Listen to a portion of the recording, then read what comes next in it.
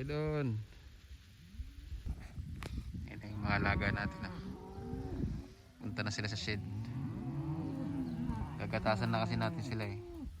Gina, lakad na! Come on! Ano sila? Lakad na! Ayaw pa magsikilos. Tulak natin sila, tulak. Ayan na sila. Lalakad na papunta sa shed. Yun. Ano ba? Ito na kayo doon. Doon sila pupunta. Yan. Yan doon. Ay, hindi. Dito. Yan dyan.